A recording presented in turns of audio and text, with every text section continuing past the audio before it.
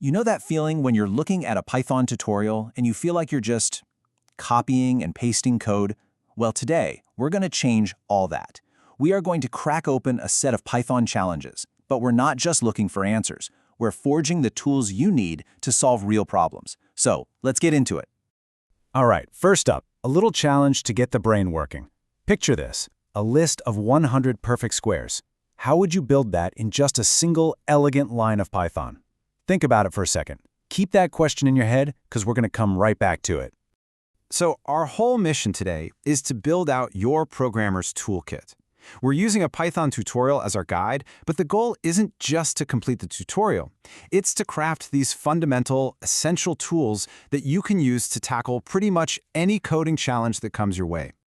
Okay, our very first tool is a total game changer. Seriously. For its elegance, its power, it's called list comprehensions. This is really the secret to writing clean, fast, and surprisingly readable code whenever you need to create a list from scratch. So what exactly is a list comprehension? Well, think of it like a super compact recipe for building a list.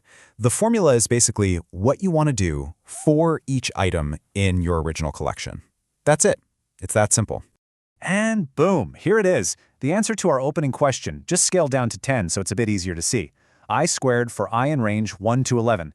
That one beautiful line does all the work. It generates the list of the first 10 perfect squares. No more messy, multi-line loops, just that.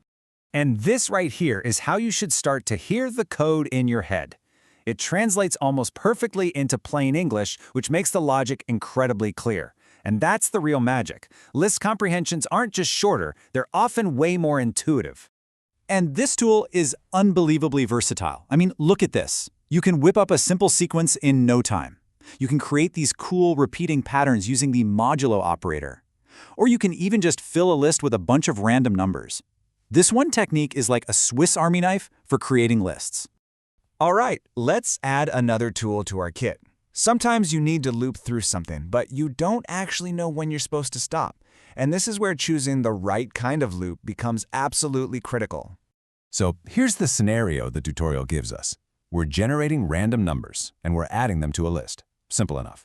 But there are two very important rules. We have to stop the second we hit a number that's 90 or higher, and the list can never, ever have more than 100 items in it. This uncertainty, that's the whole point. We have no idea if we're going to stop after 5 numbers or maybe 50. So which tool do you reach for? Do you go for a for loop, which is built to run a specific number of times? Or do you grab a while loop, which is designed to run until some condition changes? Now, you could technically use a for loop, right? You'd set it to run 100 times, that's our maximum, and then you'd have to stick a break statement inside to jump out if you hit a big number. And yeah, it works, but it feels clunky. It's kind of like using a screwdriver handle to hammer in a nail. It gets the job done, but it's just not the right tool. But a while loop, now this is the perfect tool for this job. It is explicitly designed for these situations where you need to keep going as long as some condition is true. It's cleaner, it's more direct, and it just expresses the logic of the problem perfectly. This slide just nails the difference. A for loop is like a train on a track. It has a set number of stops and a clear destination. A while loop is more like a self-driving car. It just keeps going until its sensors tell it to stop. Knowing when to use each one is a huge step in writing smarter, more efficient code. Okay, so we've got tools for making lists and for looping. Now let's talk about packaging our code into neat, reusable blocks. This is where functions come in, and this is how you stop repeating yourself and really start building powerful modular programs. So, the tutorial gives us this little challenge. Create a function, let's call it addRandom. It needs to take 2 numbers, a lower and an upper limit, then generate 2 random integers between them, and finally, return their sum. So here's the classic way to do it, using the def keyword. This is your bread and butter. You define a function name, you list the parameters it needs, and then you tell it what to do and what to return. This is the standard go-to tool for building most of your functions. But for small, really simple functions, Python gives us this awesome little shortcut, the lambda function. You can think of it as a function on the fly. It's quick, it's disposable, and it's absolutely perfect for those little one-off tasks. And just look at that. We get the exact same result as the normal function, but it's all in one clean, concise line. So the big takeaway here is this.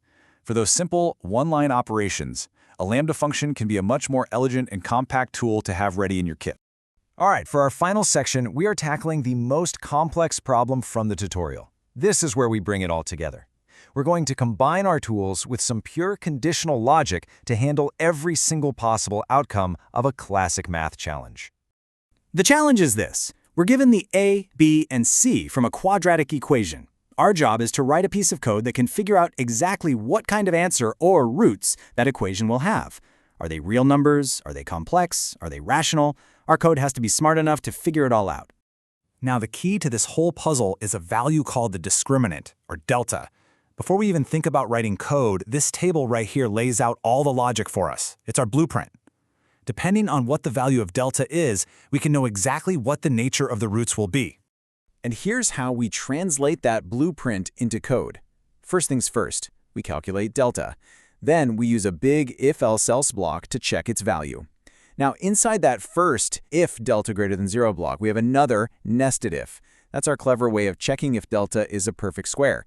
This whole structure perfectly mirrors the logic from our table, making sure every single possibility is covered. And there you have it. By cracking open just one tutorial, look at the essential tools we've managed to forge for our programming toolkit. We've got list comprehensions for fast, elegant list building. We've got while loops for smart, conditional looping. We've got functions for creating reusable code. And we've got conditional blocks for handling complex logic. So you've just added 4 incredibly powerful tools to your programming toolkit. These are the real building blocks for creating some amazing things. So the question isn't just about what you learned today, but what you're going to create with it. What problem are you going to solve first? Thanks for joining me.